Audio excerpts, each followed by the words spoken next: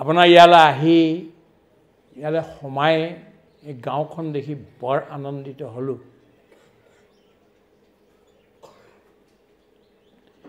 ইয়াৰ পিছতো এই যে ডিচিপ্লিনটো ইয়াত দেখিছোঁ, ইমান চাফ চাফাই আদি কৰি আপোনালোক বহিছে, ইয়াত মই আৰু সন্তুষ্ট হৈছোঁ। তাতকৈ ডাঙৰ কথা, আহিয়ে আমি যি ঘৰ ব্যক্তিৰ ঘৰত সোমালোহি, মহেশ্বৰ বৰ্মন নাই, ইয়াত বৰ্মন মানুহৰে বেছি, বলবালা বেছি ব্ৰাহ্মণৰে। তেখেতৰ ঘৰলৈ সোমাই মই ৰৈ থকা নাই, তেখেতৰ খেতি মই চাম বুলি ভাবিছিলোঁ, কিন্তু খেতি ইয়াতেই ক'ৰবাত অকণমান আছে, বাকী ধান খেতি দূৰ আছে, গতিকে চাব নোৱাৰোঁ। এইকাৰণে ভিতৰতে গৈ গোটেইবিলাক চাই এঠাইত গৈ এখন ফটো দেখি মোৰ মন ৰৈ গ'ল তাত।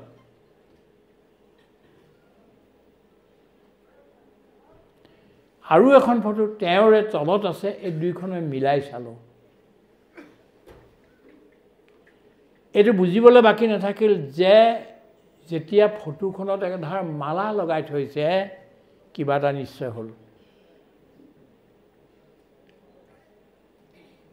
বহুত দেৰি চাই থাকিলোঁ।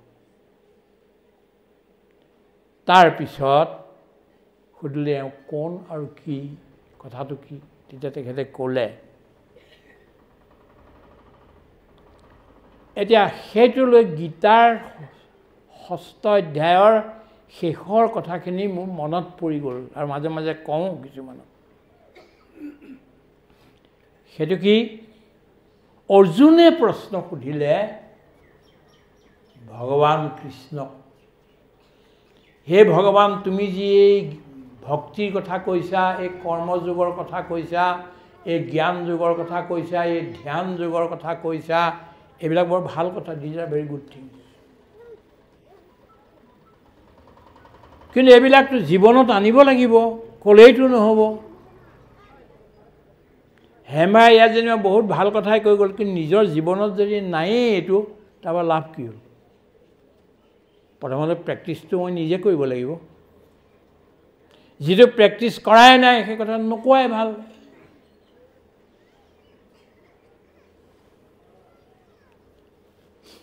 নোকোৱা ভাল।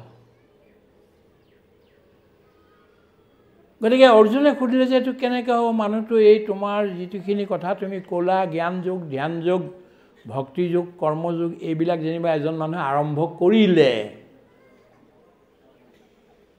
কৰাৰ পিছতে যদি মানুহজন অলপমান আগবাঢ়োতে যদি পিছলি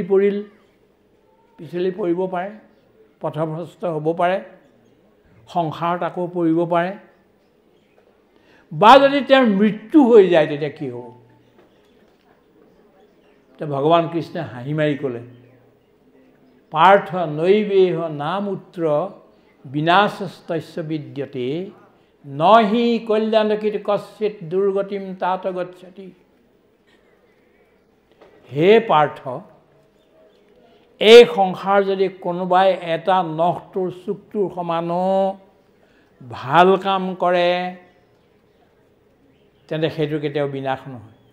নহি কল্যাণকৃত কশ্চিৎ, কল্যাণৰ অকণমান কাম যদি কৰিলে তেওঁৰ কেতিয়া দুৰ্গতিম তাত গচ্ছতি, দুৰ্গতি হ'বই নোৱাৰে।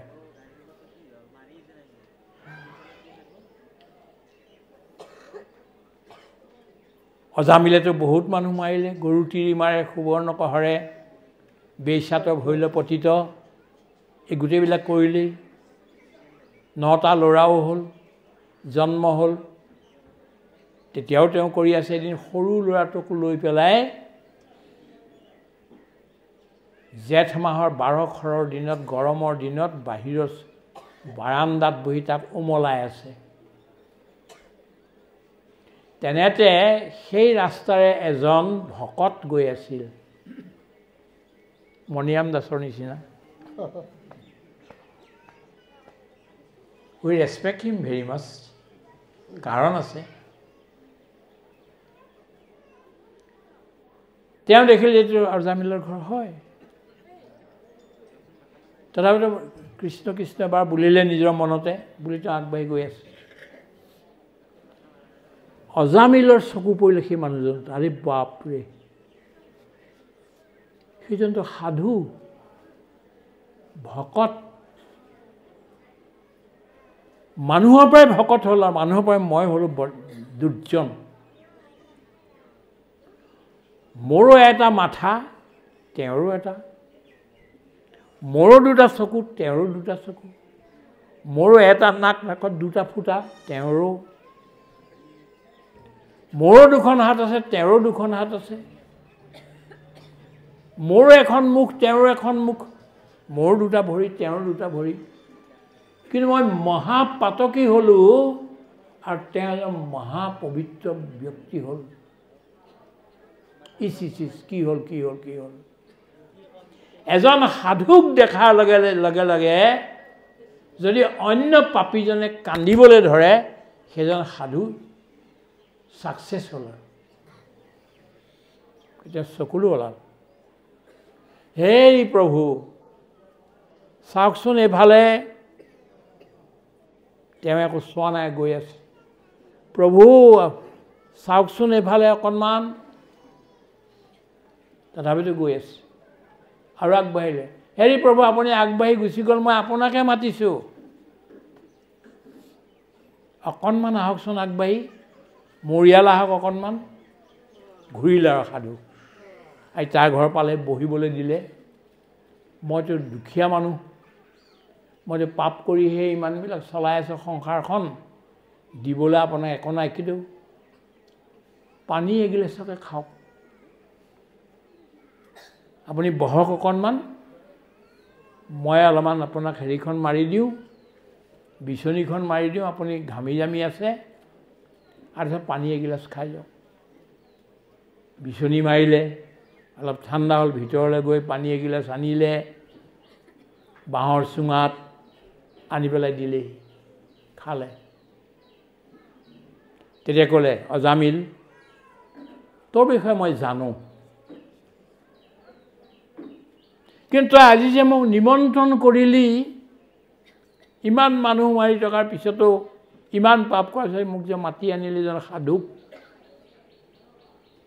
সাধুৰ সংগতি কেতিয়াও ব্যৰ্থ হ'ব নোৱাৰে, ভকতৰ সং কেতিয়াও ব্যৰ্থ নহয়। এই এগিলাচ পানী আজিৰ পৰা তোৰ মংগলৰ সূৰ্যোদয় আৰম্ভ হ'ল, তোৰ আৰু এটা পুত্ৰ জন্ম হ'ব, তাৰ নাম ৰাখিবি নাৰায়ণ, আৰু তোৰ কল্যাণ হওক। সাধুক যে এগিলাচ পানী খোৱালি, অকণমান বিচনী মাৰিলি, তোৰ মহামংগল আহি আছে, উন্নতি, আৰু তই উদ্ধাৰ হবি, নাৰায়ণ নামটো ৰাখিবি, মই যাওঁ বুলি গুচি গ'ল। ইয়াৰ পিছত সঁচাকৈ এটা সন্তান জন্ম হ'ল, পুত্ৰ সন্তান। উঠোতে নাৰায়ণ, বহোঁতে নাৰায়ণ, খাওঁতে নাৰায়ণ, শুওঁতে নাৰায়ণ, চবতে নাৰায়ণ নাৰায়ণ। ৰাসবদক উচ্চাৰণতে ৰাম ৰাম ৰাম ৰাম ৰাম, ৰা বোলক বা না বোলক,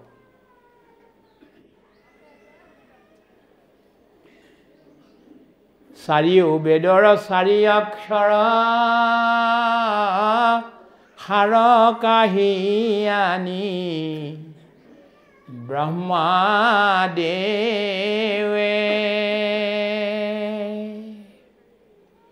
বেকত কৰিয়া থৈলা না ৰায়ন বাণী।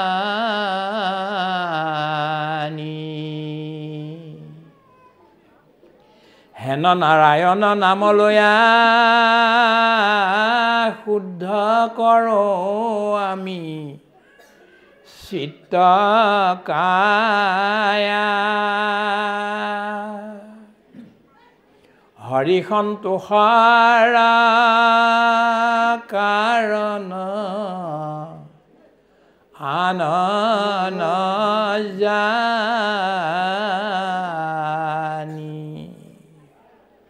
হৰি সন্তোষৰ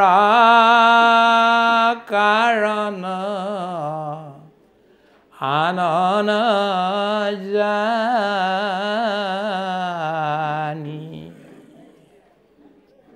প্ৰভুসকল, কিবা এটা ভাল কামৰ কাৰণে আপুনি ওলাইছে, 4 বাৰ নাৰায়ণ নাৰায়ণ কৰক,